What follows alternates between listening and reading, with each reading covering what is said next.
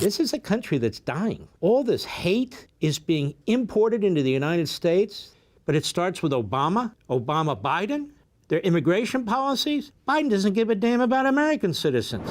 Now, something horrific happened over the weekend, and today is Tuesday. And it happened over the weekend, and it wasn't really until yesterday that this story started to percolate. And not because of NBC News, not because of ABC or CBS, not because of CNN or MSNBC, not because of the Washington Post or the New York Times, no. Because of a website, Stand Against Anti-Semitism. They posted it.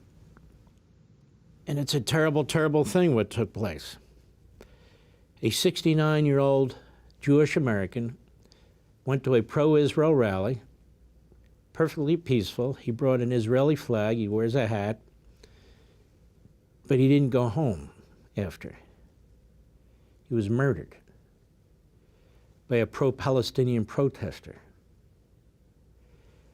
Let's take a look at this from KTLA 5 from November 6th. Go. A very disturbing story out of Thousand Oaks. Take a look here. About a dozen or so people, they've gathered here following this tragic update. This happened Sunday during an Israeli-Palestinian rally. Now, there's a group of pro-Israeli supporters who've gathered tonight. One of their own died after being struck and fell to the ground. There was some type of altercation with a counter-protester. And tonight, the Sheriff's Department, they're investigating this. The counter-protester hit a 69-year-old Jewish American, an older guy, over the head, hard, with a bullhorn. He fell to the ground, his head hit the sidewalk, the cement, and cracked open. There was blood all over the sidewalk. He hemorrhaged, that is, blood on his brain, and he died.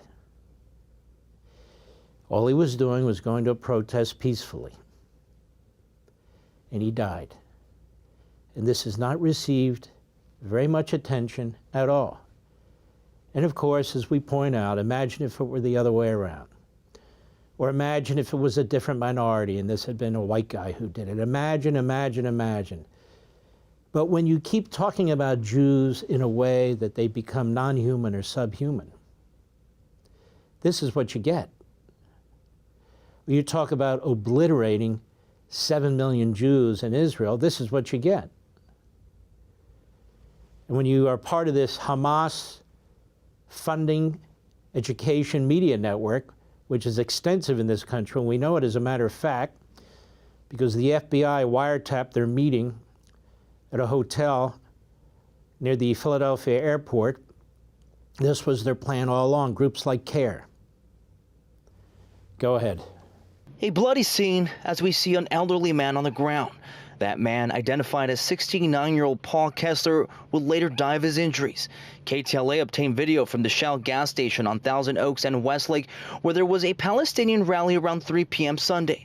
Kessler, who is Jewish, was holding an Israeli flag, standing next to someone holding a Palestinian flag.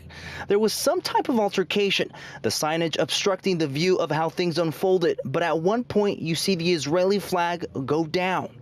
It's unclear what exactly happened, but investigators say Kessler fell backwards and struck his head. Some witnesses say Kessler was hit with a megaphone by a counter-protester. He died early Monday morning. The cause of death, blunt force head injury, according to the medical examiner's office. It's tragic, it's sad, but demonstrations of hate have consequences.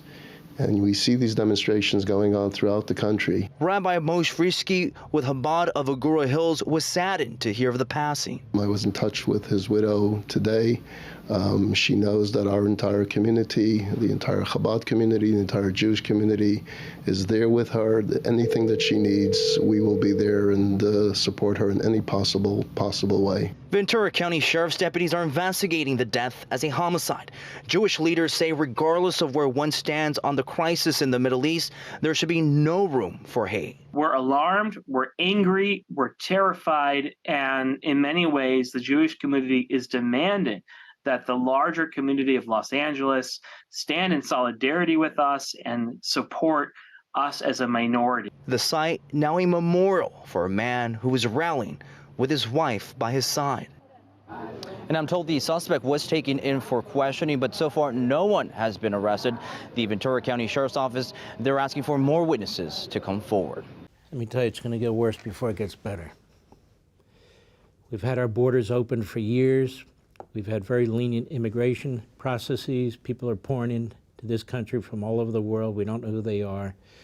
Immigration is supposed to be based on allowing people into the country who will contribute and improve the country and the status of the existing citizenry. Obviously, nobody even talks about that or thinks about that anymore. We have people coming in here by the boatloads from China. We have people coming in here from the boatloads from all corners of the earth, including the Middle East, including Iran, including Lebanon, including Syria. And many of these people do not share our culture. They don't want to be assimilated into our culture. At our universities and even K through 12, they don't want people to assimilate into our culture because they preach against our culture. This is a country that's dying. This is a country that's all this hate is being imported into the United States. This would never have happened 10 years ago. Never, no way. I don't think it would have happened 5 years ago. But it starts with Obama, quite frankly. Obama-Biden, their immigration policies. I've said this before, and now the backbenchers are regurgitating, and that's a good thing, which is this. Biden doesn't give a damn about American citizens. He pretends he cares about Palestinian citizens. And when it comes to Jewish anti-Semitism, he says almost nothing. His administration's out there pushing this canard about Islamicism, or Islamophobia. What are they talking about? For all this and much more, sign up for LevintTV.